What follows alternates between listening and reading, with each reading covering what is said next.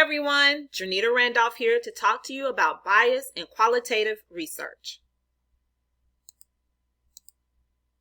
By the end of this video, the viewer should be able to define bias, identify the major categories of bias, and understand 5 methods to reduce bias. So, what is bias? Bias is a term drawn from quantitative research that technically means a systematic error, where a particular research finding deviates from a true finding. In qualitative research, there are 2 major categories of bias: researcher bias and participant bias. Researcher bias is a process where the researcher performing a study consciously or subconsciously influences the results in order to portray a certain outcome. I will highlight 3 types of researcher bias. Question bias, which consists of leading question bias, which are questions that lead or prompt the participant to a certain response. Leading questions sway participants to answer a question a certain way, as opposed to leaving room for objectivity. Leading questions are usually filled with details and suggest what a participant has experienced, as opposed to letting the participant explain their experience. An example of a leading question would be, how awesome is the product? Versus a more fixed question such as, how would you rate the product? Question order bias occurs when some questions influence the responses to subsequent questions. For example, if we were to conduct a study where participants are asked to report on their happiness in both their life and in their relationships, when asked to rate their general life happiness first, there may be a small correlation between the answers and the questions. However, if we were to reverse the order of the 2 questions, we may find that people who are happy in their relationships may report much higher life satisfaction. This would indicate that asking the relationship happiness question first influenced the participants' answers to the next question on the general happiness. Selection bias occurs when the participant pool or the subsequent data is not representative of the target population. This can lead to skewed data and cause research to lose credibility. Research that claims to represent the voice of a specific group does not do so if some portion of that group is not represented in the sample. For example, if we were to survey 9th grade students in a study that is trying to measure high school students' use of illegal drugs, that will be a biased sample because it does not include all grade levels. Reporting bias occurs when a researcher interprets the data to support his or her hypothesis. Researchers may also omit data that does not favor their hypothesis. Participant bias is the process where subjects of an experiment change their behavior because they are being studied. I will highlight 4 types of participant bias. Acquiescence bias occurs when the participant chooses to agree with the researcher or answer questions without giving them much thought.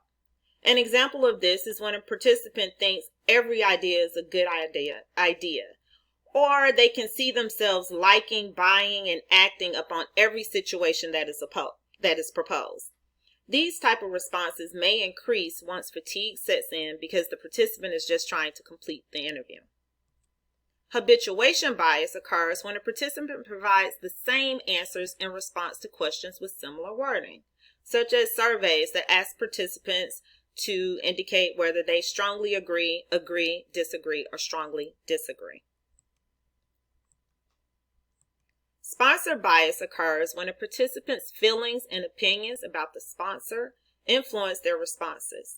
This influence can have a positive or negative impact on participant response.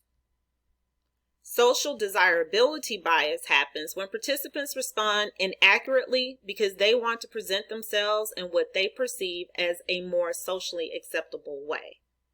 Participants may distort their answers to what they believe is best, rather than give an honest answer, especially in cases of sensitive questions or questions on personal or controversial topics. The nature of qualitative data makes it difficult, if not impossible, for the person doing the analysis to separate himself or herself from the data. There are ways, however, to try to maintain objectivity and avoid bias with qualitative data analysis. Here are 5 ways to try to avoid bias. First, use multiple people to code the data. If there is consistency between your interpretation and that of others, then it is more likely that your interpretations are accurate. Have participants review your results. Ask the participants whether your interpretations seem to be representative of their responses and belief. Verify with more data sources. This is often called triangulation. If you find other sources of data that support your interpretations, then you can have more confidence that what you've found is legitimate. Check for alternative explanations. Consider whether there are other reasons why you obtained your data.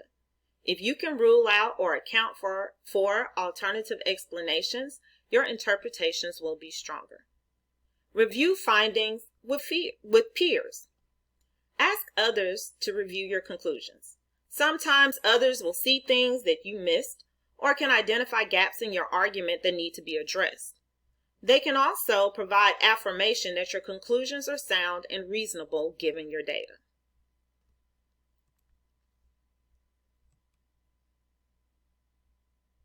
The researcher should endeavor to stay objective and try to minimize bias throughout the entire research process. Additionally, for added transparency, he or she should indicate the efforts taken to avoid bias while recruiting participants, constructing the questions, and analyzing and reporting the data. It is important that researchers consider and address every detail at the study design stage to avoid bias.